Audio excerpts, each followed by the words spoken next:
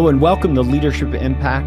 My name is Paul Adams, co-host of Leadership Impact, along with Kari Granger of the Granger Network.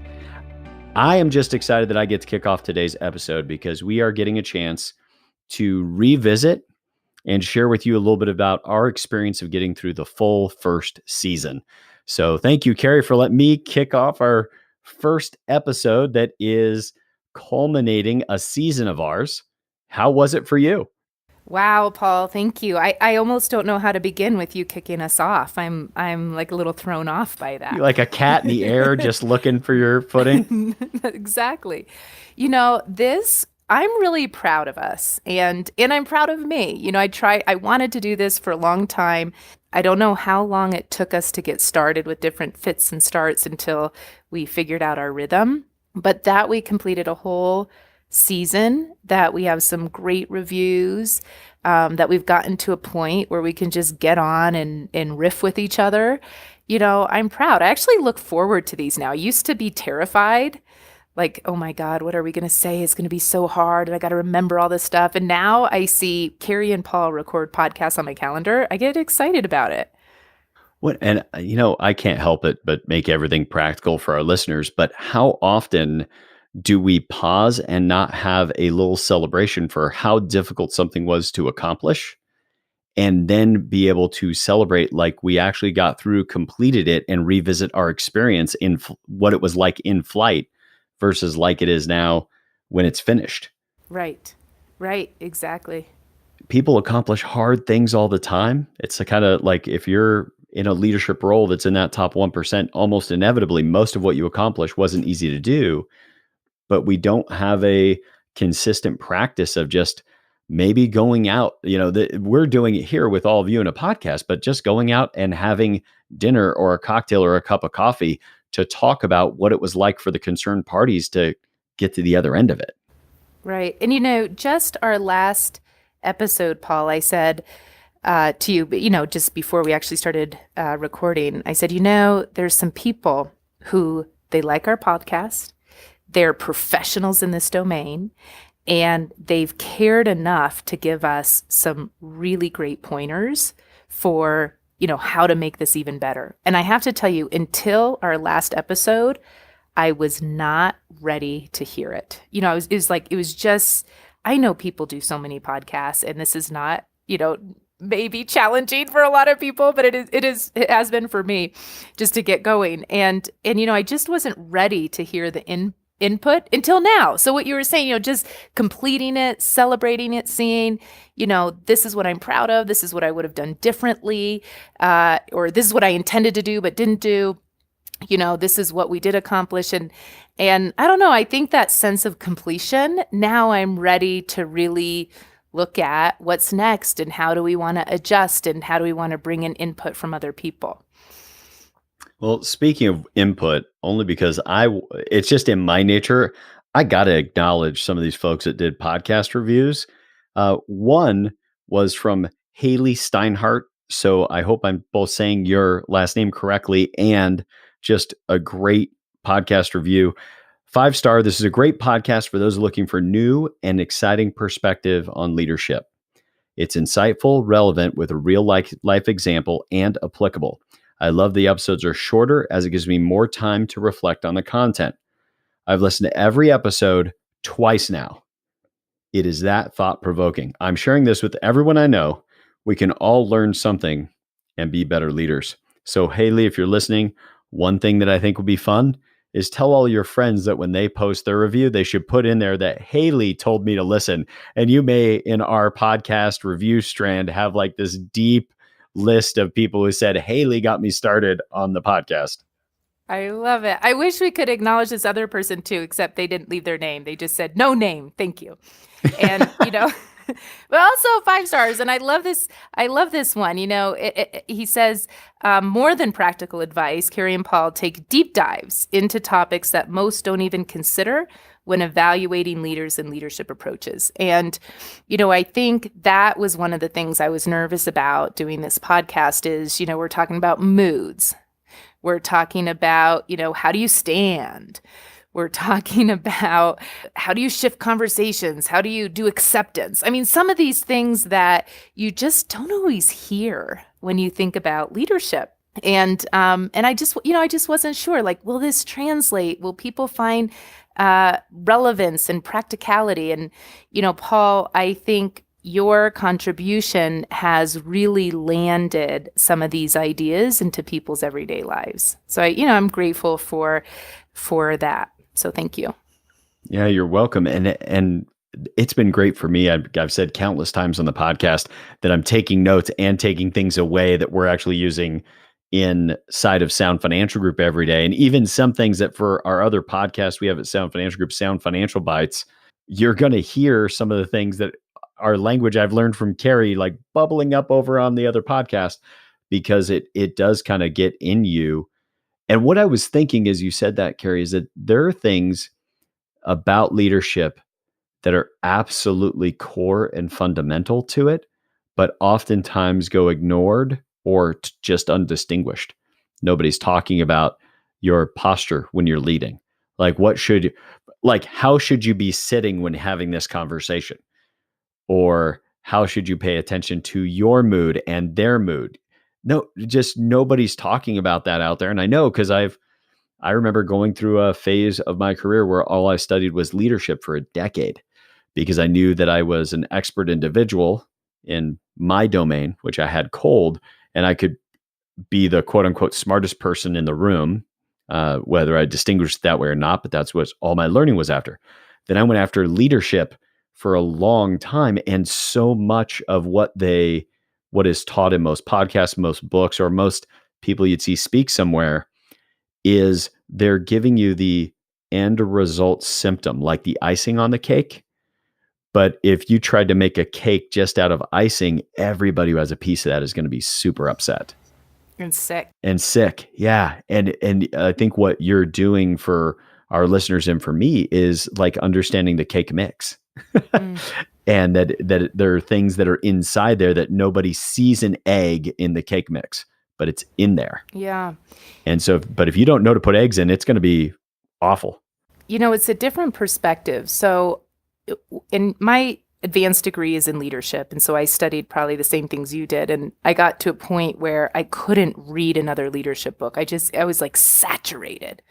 Mm-hmm. And I think one of the biggest fundamental shifts about what we do here is the difference between the focus on the leader and kind of this all-knowing leader, just effectiveness of a leader. It's kind of person-based development. Mm-hmm. To the shift is really a commitment-based.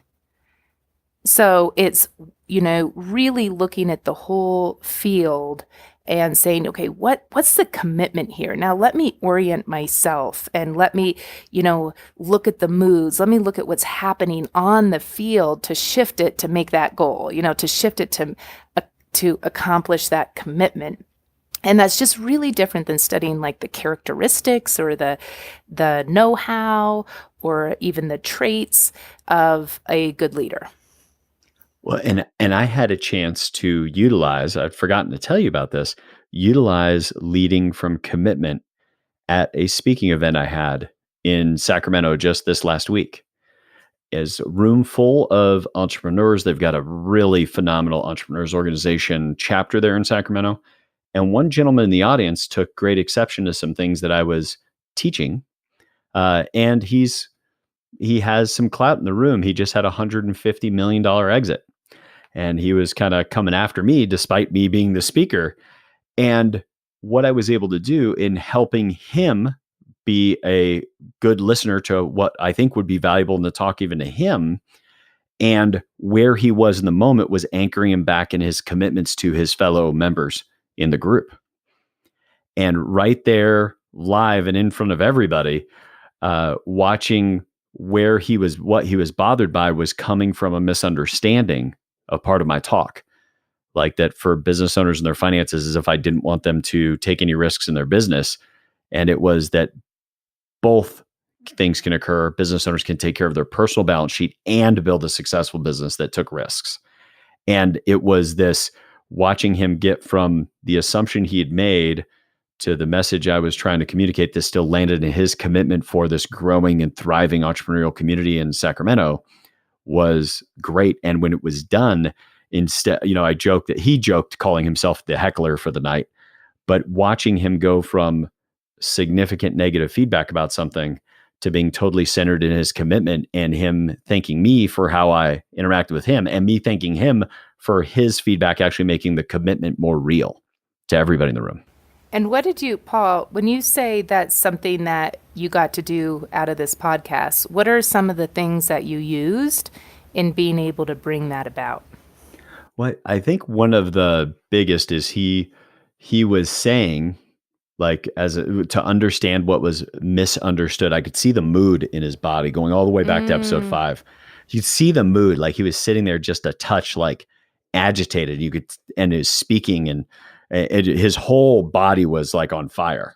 Like you could tell maybe he'd been sitting with his comment a little longer than before it came out. And then being able to pause, and when he was going down one path and saying, no, that's not what I'm saying. And then waited until he said, well, then what are you saying? And that gave, instead of saying, I'm not saying that, I'm saying this, which is how most speakers would handle it, pausing and letting the quietness settle in for him to reset so that he would make the request of what it was the point I was making. Because had I just said, that's not what I'm saying is this, we would have been in an argument. And we got to be in a new conversation because he had requested, well, what is it you're saying then? Which allowed us to go in a whole different direction. And at least 4 or 5 other members in the room said, I was really worried about you, Paul, and what was going to happen after that set of comments. Yeah. And it was just anchoring back. And I got to say, like, for me, I don't think it's as much as I could say, oh, we talked about in episode 7 and that's what created it. But it was this new development that I would say has come forth as a result of us being in this conversation, and hopefully is happening for our listeners, is that I was able to quickly go to what he was most likely most committed to, what the room was most committed to, and that all of that was in alignment. Whereas even initially, you could see some people shaking their heads at him, some people nodding their heads with him in disagreement with what they thought his disagreement was with me, and then being able to round all of it out that we were actually all committed to the same thing. Yeah, really staying focused on what's of fundamental importance here, and what assessments must he have underneath that are inconsistent with what I'm saying. And, and I just hear too, like managing your own mood about Oh, yes. Yeah. Yeah. Yep. Just to stand, like, how are you leveraging your own stance, right? Like just to stand grounded and. Yeah. Like right up to the edge of the stage, toes hanging off, addressing him. And then when I'm giving the more general scope to answer his concern, I'm moving around the room again, and then landed it at the end, toes off the edge of the stage, looking right at him again to land it and check in with him. And that was literally the physicality showed up right there, even in a speaking engagement, that these same principles of leadership work, whether it's, your 1,000 customers of your business, or the 12 team members that report to you, or the 60 people in a room who are some of the most successful people in Sacramento, which is not an inconsequential group by any means. And yet all these leadership principles still apply in the making of the cake, not just the icing. Yeah, that's really great. At the core of the entire first season is the thing we started out with in our very first episode, which was rather than focusing on the action to produce a result, which sounds crazy because we all know actions is what produces result, but rather focusing on how is it that we and those we're interacting with are observing the whole situation. So the intervention goes towards the way I'm observing, like the way you're observing that scenario, how you observed him. Like, do you even see him as a threat, or do you see him as a student that, needs some clarification? Do you see him as somebody contributing to your own thinking?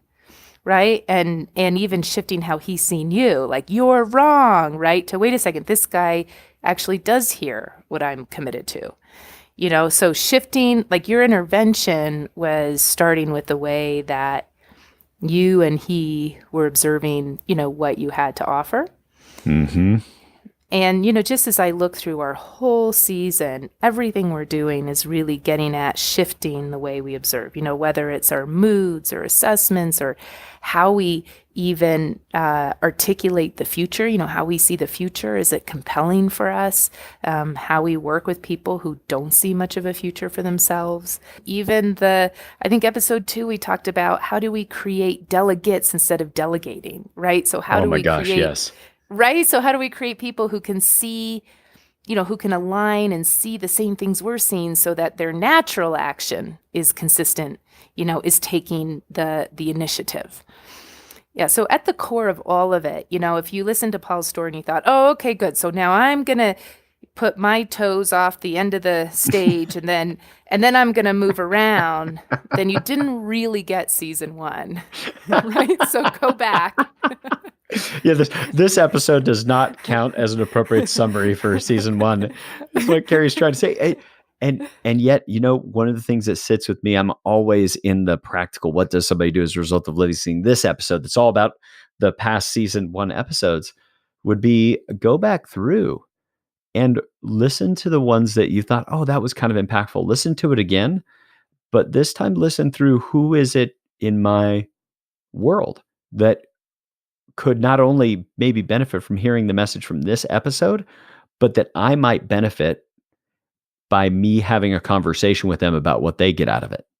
We have some of our clients, we'll do coaching with them or a leadership development program with them, and then they'll use the podcast to start to talk about these topics with their teams, right? So they'll all, they'll look at the podcast and they'll listen to the podcast and then they'll come together and talk about, well, how does this relate to what we do here? Yes. Yes. And it allows what you may not realize. We use it with Sound Financial Bites a lot. And I hope all of you are using it this way as well, is that when somebody goes and listens to a podcast, they can be really confronted by something they hear in the podcast. And yet, the only person for them to be confronted by there in the podcast and a conversation with Kari and I is themselves. So they get a chance to wrestle with a concept or a topic. Whereas if you were bringing, as maybe this is somebody who you're in the C-suite of a major organization, this is the CEO, or you might be a director for near 7-figure compensation with some major company. And yet you've got somebody you report to and people that report to you. Or you got a mom and pop shop and your mom works with you. So you could just send it to your mom. Yeah. Yeah. And being able to say, like, I've sent this to a few people. I'd love to get your feedback on what you got out of this. And now they have to sit in their car and they wrestle with just themselves and the way that they feel about it, which allows them to get for themselves even better thinking, because there's no one else in their world right now that they're wrestling with about the topic. They're not wrestling with you or disagreeing with you based upon the past, et cetera. This podcast could be an amazing conduit for you to get groundwork done with other people on your team where they get to wrestle with some of these concepts, and then you become their guide instead of you being the person saying, this is the new way to think about it. Yes. Very strategic, Paul. Yeah. And non-threatening. Yeah. Yeah. And it just let us agitate them for you. Well, let Kari not agitate them. Probably I'll be the agitator for most people. Kari, anything else? Yeah, I want to say one more thing.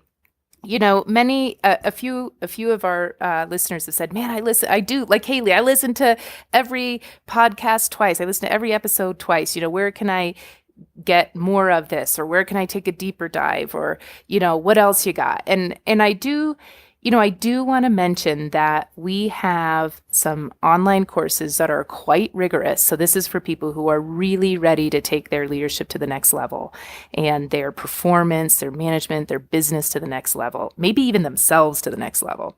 Mm-hmm. And, I just encourage you to come onto our website, grangerNetwork.com, and check out the online courses. Every course you get to take at a pace that it works for you. Many people, like our every other week, they get a new topic to dive into. We have coaches that they can be part of, group coaching. And, it's like the next step. So if you like what you're hearing and you want to go a little bit deeper, I encourage you to check out our online courses. And, if you want to go even further than that and bring these concepts to your organization, to your leadership team, give us a call and we may have something that's a good fit for you.